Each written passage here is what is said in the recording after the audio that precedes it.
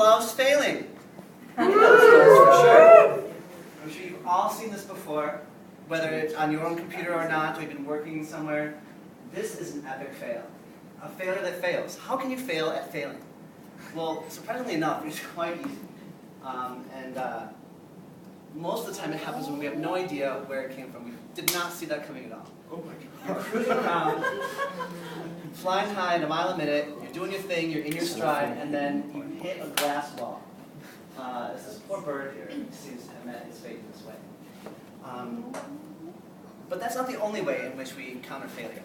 Sometimes you see it coming, and you're getting closer, and you're getting closer, you're like, you know what? I should have known better, but I can't turn back now, and you're stuck in a grid. All around you, it's not even your fault that you just got stuck in it. But you can't move, you can't progress, so yeah, you're stuck. Sometimes though, the entire vision of reality that you had of how something should work just breaks down. This is a bookshelf. Bookshelves hold books. This bookshelf obviously rejected its idea of what its job was. Sometimes though, it's not a perception of reality that's not really working. It's what we think is what we do. Let's face it, not everybody has the proper social graces to work with Facebook. So you just don't get it. There are different kinds of understanding though, and there are different niches of what you can understand. So with that said, the worst possible scenario is when you don't know how it happened and you don't know why it's acting the way it is. It being this scenario you're in after you fail. Obviously he doesn't know how to cook. And he doesn't know how to cook, he doesn't know why his cereal is on fire. So he doesn't know where to go from here. So the first thing you do when you encounter a problem like that is you want to act fast. You need to go, you need to do something, you need to hide your problem, you need to fix it, you need to pretend like it never happened, and so you do the first thing that comes to your mind. That's not always the best case. You really start to lose the scope of what you're trying to accomplish. And especially when you're in a high energy, tense situation, and you know the answer, but just out of nowhere, you make a little goof. And you get set really far behind. So there's a lot of this idea of losing scope, acting in an anxious way. You want to solve it, you want to fix it, you want to act. But when you act without thinking about what your scope is, your failures start to pile up. If you're trying to just cover everything up real fast or solve the problem immediately and you don't reflect on what's going on, you start to realize that none of your problems are really getting solved. They're coming from a separate place, and they just kind of manifest themselves in poor decision-making. This is obviously a bad solution to a security problem. Yeah, in theory this works. If someone tries to walk out with that Febreze, you might set off an alarm or two, but ultimately you're missing the point. And when you keep missing the point like that, you end up falling behind. You don't learn from your mistakes, and you make the same ones again and again and again, and you watch all the people who learned the first time pull away from you, and you're kind of stuck in this rut. So when you get in this kind of rut, what can you do to start solving your problems? One of the first things you really want to do is to pull back and take a look at your perspective. What's really happening here?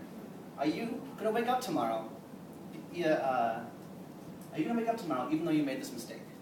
Did you blow up the world?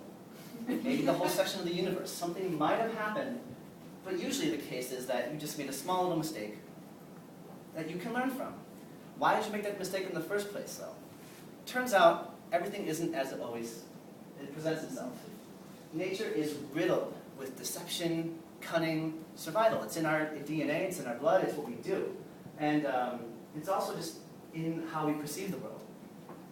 You have 5 senses for a reason, and that's to interpret billions of bits of data a second. And, pun intended, those 5 senses are all you have to make sense of the world. So when you have a huge amount of information coming in, everyone's telling you how you should make sense of it, and then that's all you're left to work with, it's time to take a look at what that is. How are you making sense of what comes into your world? So you back up, change your perspective, and start looking at how you can solve your failure, or not predict, but work with your failures, learn from them, change your perspective.